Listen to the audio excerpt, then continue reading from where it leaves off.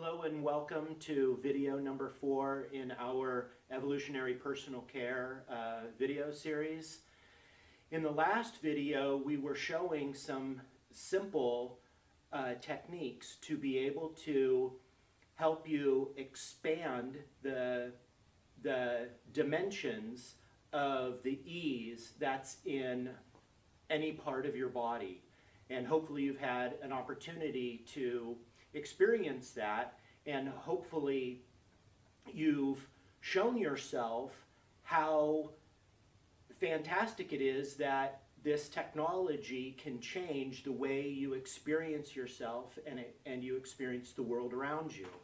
And as the video series progresses, we're going to be laying out a context to understand various states of consciousness. And I think culturally, consciousness is kind of like this challenging word to wrap our heads around. And I'm not too sure our culture's been doing a very good job of helping people iron out that, yes, we're conscious beings. Yes, dolphins are conscious beings, but can we divide up that consciousness into various categories of how you're experiencing the world and seeing the world? And so this episode is about helping you have a nice basic understanding of various levels of consciousness. And what I mean by that is that when you are experiencing life where nothing works, there are no answers, that you think that you're going to be a certain way forever, or the circumstance that there's no hope, that has a very distinct experience, both internally and externally. It's a very specific state of consciousness. We happen to call that connected in despair. You're in a state of despair and suffering. And in that domain of experience, it seems like there are no solutions to your problems. It's where we feel the most disconnected from others and from source. And we feel alone in our problem because nobody else can fix it, because there are no answers. And so the word consciousness, as a pretty decent definition, it's like how you are in any moment. It's like how you show up at any given time. How is it that you're seeing the world? And broadly, there's about 15 different ways to really see the world. And men experience, or more specifically, masculine essences experience some states of consciousness different than feminine essences. And that's a bit more of a complicated thing, but I just wanted to put that out there because it's very true. And so in this section of our video series, we're talking about the various states of consciousness in what we would call the land of the ordinary, because it's what we all know. It's the land of the ordinary, it's the land of the known, where we kind of move from one state of consciousness to another state of consciousness to another state of consciousness, and we cycle around in these ordinary states of consciousness. Everybody that's watching this video is going to understand easily these different ways to that they've experienced the world. And when dividing up consciousness into these various territories, it's good to know that there's basically three territories the way that we see the expanse of consciousness. That we have the land of the ordinary, the land of the extraordinary, and the land of the magical. Where the land of the ordinary is this domain in which most people are living most of their life, and there's then a lid. There's kind of a cultural lid put on top of the land of the ordinary going to the land of the extraordinary, because the land of the extraordinary is absolutely about self-empowerment and taking responsibility for the life that you're living, and living in the kind of culture that we live in, at least in the United States. It's driven in this capitalistic manner, which capitalism's fine, but it is driven by market forces that leverage people feeling inadequate and creating the illusion of people's problems, and then positioning your business model or your product as something that's going to fix people's problems. And so there's not a market driver for empowering people. Empowered people have the tendency to work through things themselves, and in our culture, the market forces really drive people to stay inside the land of the ordinary and to really not ever truly take their power back and own how powerful and amazing and creative and extraordinary they are. And so we're going to be discussing the little facets of the land of the extraordinary in this video. And I want you to know that there is the land of the extraordinary and the land of the magical, and both of those conversations are more in depth than where this video series is going to go. And so in the land of the ordinary, there's a number of different states of consciousness. One of them is disconnected and apathetic. That's where a person, if they put their hands on their body, they really can't find their body, and they don't care. They think it's a waste of time. They think that there's no value in it, there's no point to it, and so why should they even engage in it?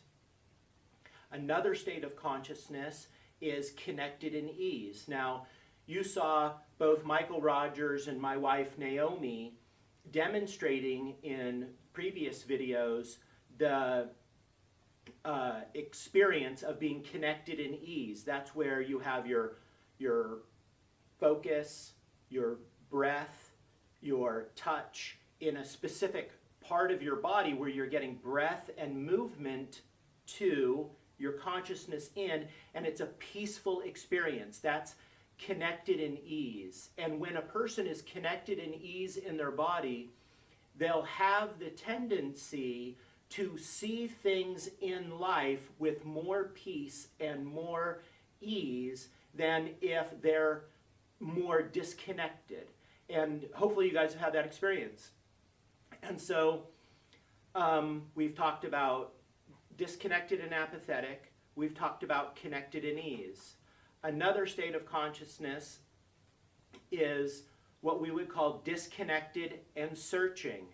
So where in disconnected and apathetic, the person has the attitude in disconnected and apathetic is that they don't care and that it's pointless. And like, if you find yourself in that place, and that's fine, because we all visit that where it's like, I don't feel like getting my hands on my body. I could care less.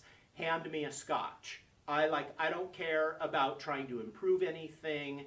I'm apathetic about the situation. But in disconnected and searching, yourself or somebody you might be working with, they are legitimately disconnected. They put their hands on a part of their body, and they try to get breath there, but the breath goes somewhere else. They're trying to have their focus here, they're trying to breathe here, but the breath goes somewhere else in their body. They can't coordinate it. So they're disconnected, but they're legitimately trying. They're intrigued. They want to learn and discover more, but they just can't do it. And so oftentimes the reality is, because we're culturalized to be very intellectual, book smart, computer smart, data driven, And there's not a lot of value given to inner knowing and body wisdom and inwardly connected. Just like many of the breathwork videos that you'll see on YouTube or even in most yoga technologies, they ask you to breathe into your body, but you're not double checking the sensation pathway that if a person says, hey, breathe into your body, breathe down into your pelvis, breathe into your inner heart, breathe into your abdomen. They have the tendency to not help you have the feedback of the actual location of that part of your body. So you can, and however this can sound kind of strange, but you'll observe it if you happen to use this technology with other people, which I absolutely encourage. Like, you'll see that you could ask a person, hey, point to your belly button, and they can point to their belly button, but you have them put their hands over their belly button and try to breathe, and they can't do it. It's like, hey, point to your inner heart, and they point to their inner heart, but it's like, okay, now put your hands over your inner heart and breathe and see if they can do that. And a lot of times they can't. So like, they analytically know where the part of their body is, but their neurology isn't linked up for them to be able to connect into that part of the body. And I'm telling you, those two things are hugely different from each other. And so when you're working with a person that's disconnected but they're searching, understand that the person is intrigued and they're trying. So any progress that you see with them will, watch, it will lend them like this affirmative experience of like they're discovering more and they're moving forward as a person. Test that idea out, because some of the lessons in the state of consciousness of being disconnected but you're searching is that as you get more connected, you have more ahas, and they're meaningful ahas. And that is how we learn from the state of consciousness. So the nice thing, one of the real take-home notes of this is that each of these different states of consciousness are different aspects of the curriculum of life. So let's just say that one of the reasons why we're all alive is that we're enrolled in a school program to extract more humanity out of the individuals who are in the process of living. That's the way that I think about things, and you're welcome to adopt that philosophy if it serves you.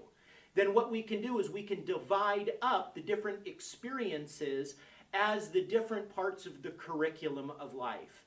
And so in the domain of disconnected and apathetic, there are lessons to be learned. There are lessons to be learned inside of states of consciousness that people maybe don't like to experience. So there are advantages and disadvantages, or enjoyable aspects and powerful growth lessons in each of the states of consciousness. So one of the most important things to know about all of the work that I've been refining over the years is that it has nothing to do with getting things to go away or to fix problems. That's not what it's about. It's about learning and growing and becoming more of the human being that you would love to be, and really extracting the lessons from the various states of consciousness that you're naturally going to be a part of. And so the evolutionary personal care tool set is to help you be able to navigate the turbulent times of these states of consciousness, to help you get into the state of consciousness the most, so that you can experience it and extract the information as much as possible, so that you can be self-reflective and grow in the middle of the state, so that you develop a greater... So the usefulness of this technology is to help you have legitimate skills to be able to recognize what state of consciousness you're in, so that you can get into the state of consciousness, so that you can extract the information from that state of consciousness, so that you can learn and grow. What'll happen is that as you have the skills to negotiate various states of consciousness, you increase your fluidity, your ability to go from one state of consciousness to another state of consciousness to another state of consciousness with a lot of fluidity, and that creates a lot of ease inside of life. So just imagine that your daughter is really struggling with a circumstance and she is in the state of despair. There's nothing that's going to help her. There's no way out of it.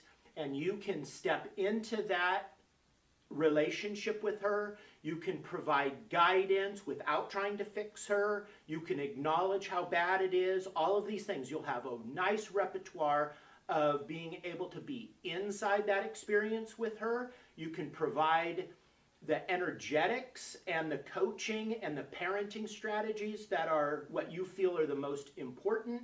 And then you could step from that into another place inside of your life that might require a little bit more spine, a little bit more assertiveness, a little bit more ability for you to speak up for what it is that to get your needs met. Maybe you're going to step into a business negotiation, or you're applying for a job or something along those lines.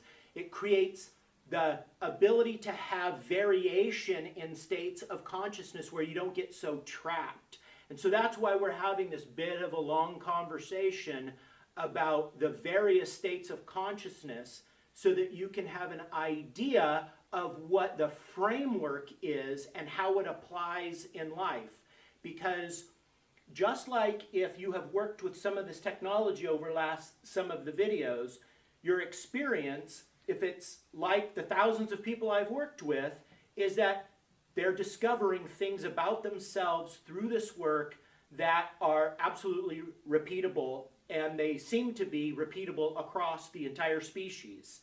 And so if we can further the investigation and then help you be able to identify what state of consciousness that you're in, so that you can employ the tools in the various states of consciousness, then you have a skill set that will help you navigate turbulent times and smooth sailing times.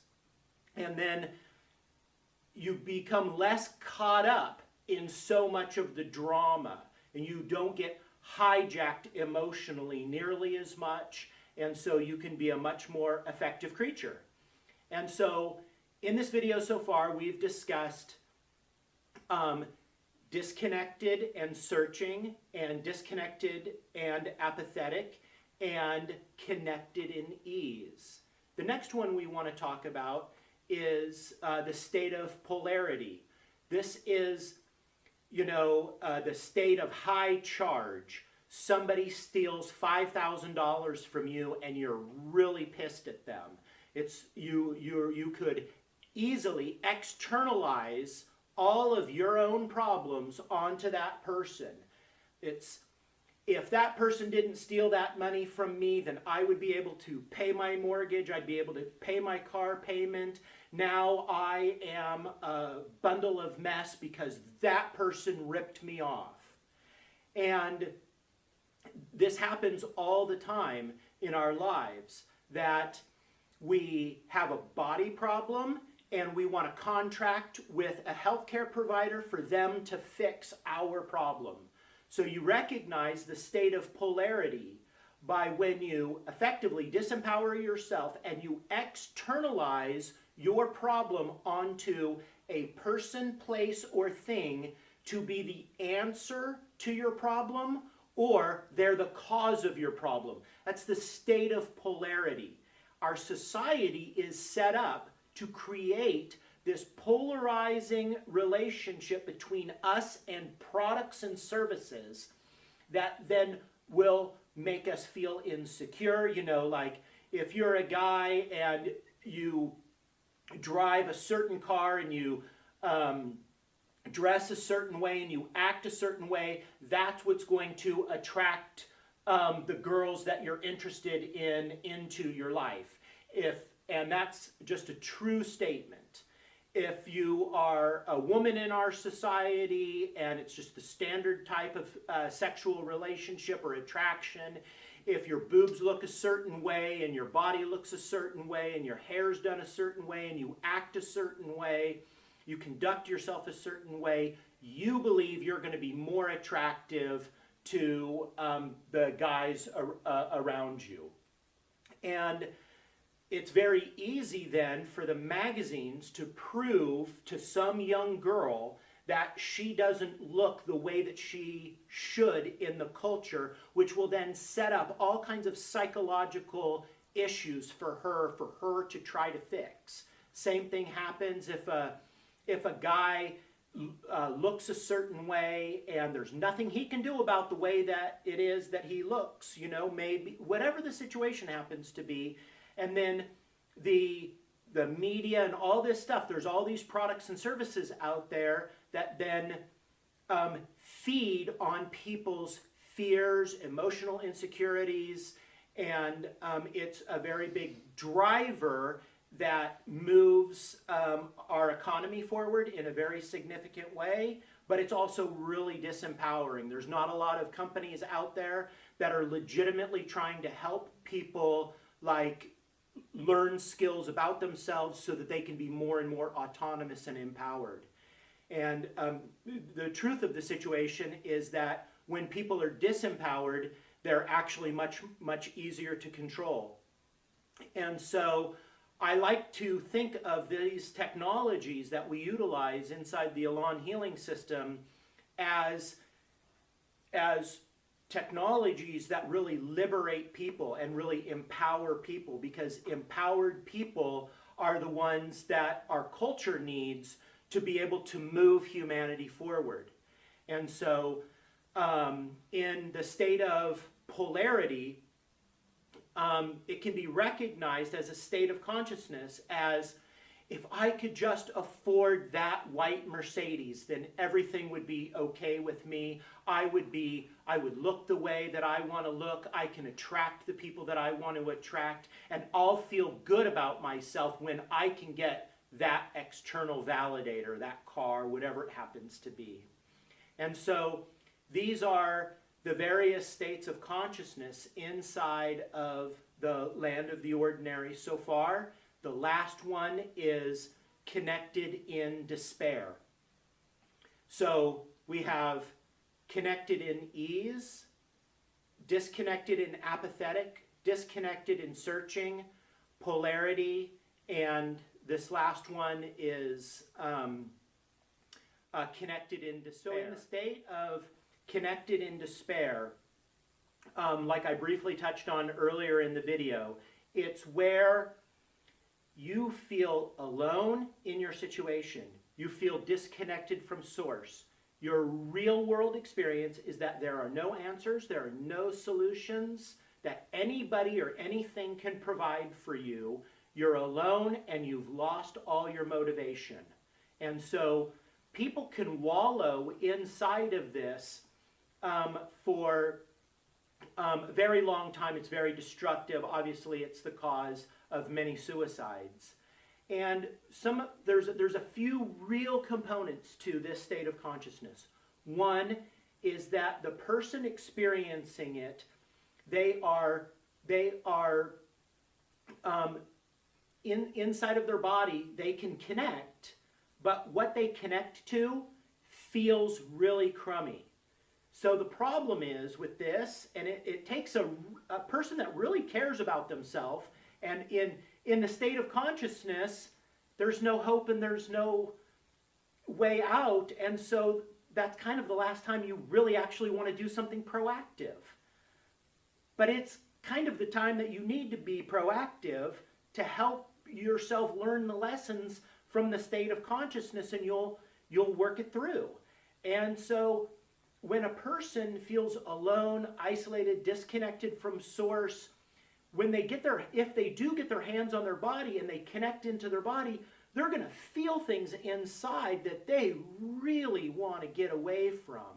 And so applying that strategy that we showed in the last video, of bringing ease from one part of your body to the part of your body that's like really warehousing the really disturbed experience, and just thinking about while you're doing that exercise, and we'll show it in, we'll do a whole video on this state of consciousness, that the whole strategy is about the recognition of how alone, isolated, and that there's no answers, that you actually feel.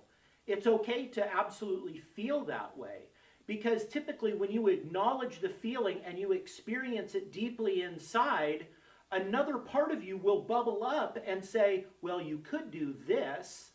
And then all of a sudden, maybe you've got this answer, and then all of a sudden you go right from connected in despair to the state of polarity of like, well, if I just do this, then that's going to fix my problem. And then it starts to create this dance. And so people that are connected in despair, they have the tendency to feel that they have no gifts to offer the world. Not only do they feel like they have no gifts to offer the world, but they also feel that there's nobody out there that are willing to receive their gifts. And so this is the state of connected and despair. And one of the things that's really important when working with yourself, or especially working with others, is that when you identify somebody that is in the state of connected in despair, you never want to joke.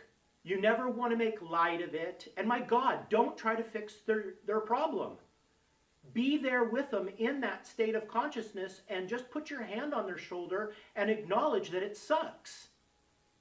That's the right way to actually be in relationship with a person there.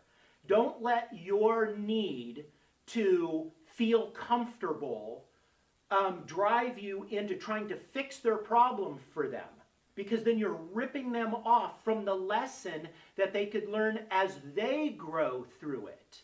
And if you can understand like that last couple paragraphs, like I really appreciate the life investigations that you've been making.